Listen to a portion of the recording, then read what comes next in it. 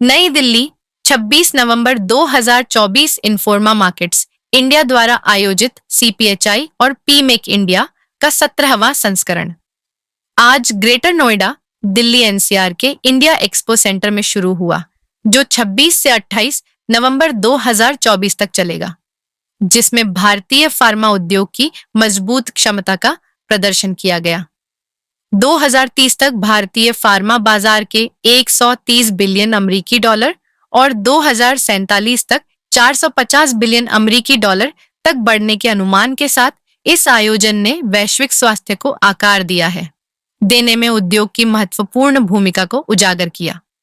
America, UAE, दक्षिण Korea, Japan और United kingdom सहित 120 से अधिक देशों के 2000 से अधिक प्रदर्शकों और 50,000 से अधिक विजिटर्स को एक साथ लाते हुए यह एक्सपो नवाचार और सहयोग के लिए एक गतिशील केंद्र के रूप में कार्य करता है। फार्मा मशीनरी, पैकेजिंग, विश्लेषणात्मक उपकरण, प्रयोगशाला प्रौद्योगिकियों, सामग्री और अन्य से लेकर यह हितधारकों को परिवर्तनकारी बातचीत में शामिल होने और रणनीतिक साझेदारी को बढ़ावा देने के लिए एक व्यापक मंच प्रदान करता है। तो ये जो हमारा CPHI एंड PMAC एक्सपो है, ये हमारा 17वां साल है ये शो का।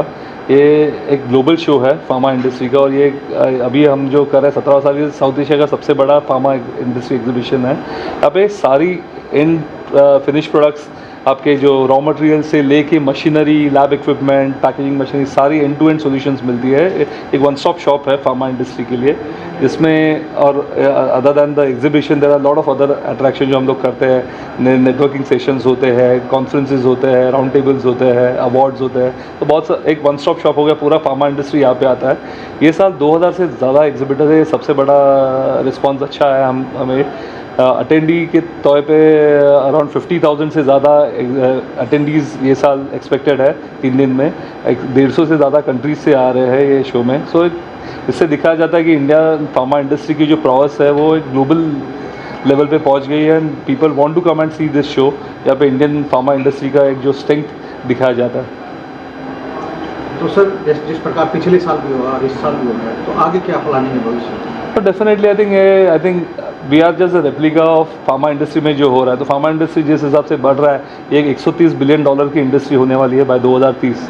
अभी 65 बिलियन डॉलर है। सो अगर डबल हो रही है तो हमारा शो एक रेप्लिका है उनका। सो फार्मा इंडस्ट्री के ग्रोथ में हम एक हमारा कंट्रीब्यूशन कर रहे हैं, और ये आई थिंक जिस हिसाब से रिस्पॉन्स आ रहा है इंडिया को और भी इंडिया के एक्सपोर्ट्स बढ़ाएगा।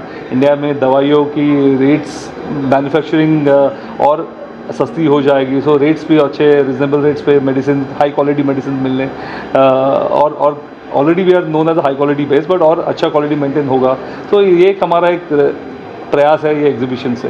जो विजिटर होते हैं वो कहाँ से, किस कंट्री से? So all over the world 150 countries से है, but majority Indian exports are with the US and the western hemisphere. But अभी जो देखा जाए तो वैसे भी यानी यूरोपियन कंट्रीज से और अमेरिकन US से आते हैं और साउथ अमेरिका से। लेकिन अभी देखा जाए तो नए मार्केट जैसे अफ्रीका है, जापान है, तो वहाँ से भी बहुत सारे विजिटर्स ये शो में आते हैं। सर कितने एग्जीबिटर आए हैं, कितने देशों से आए हैं कुछ? सो 2000 से ज़्यादा एग्जिबिटर्स है ये शो में, और अटेंडीज़ 150 से ज़्यादा कंट्रीज से है।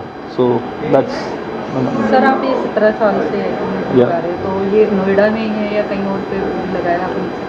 ये जो एग्जीबिशन शुरू हुआ था मुंबई में हुआ था, लेकिन ये मुंबई में इंफ्रास्ट्रक्चर का इश्यू की वजह से हम लोग वहाँ पे बढ़ा नहीं सके। तो ये हमको यहाँ पे ग्रेटर नोएडा में आके एक अच्छा वेन्यू मिला है, जहाँ पे अच्छा एक centre very which complements the growth of the show ऐसे मिला है, जहाँ पे हम लोग ग्रो कर सकते हैं। ये शो इससे आधा साइज़ का था जब भी मुंबई में था। अभी लास्ट 4-5 साल जब भी मैंने नोएडा में हमने लाया है, इससे एक डबल हो गया ये साइज़ में।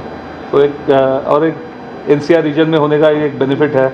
अब इंटरनेशनल्स ईजिली आ सकते हैं एयरपोर्ट से। अभी नया एयरपोर्ट आ रहा है तो और भी बेनिफिट है, अप्रैल में नया एयरपोर्ट खुलेगा। सो एक अच्छा हब है ये Noida, greater Noida for holding this exhibition.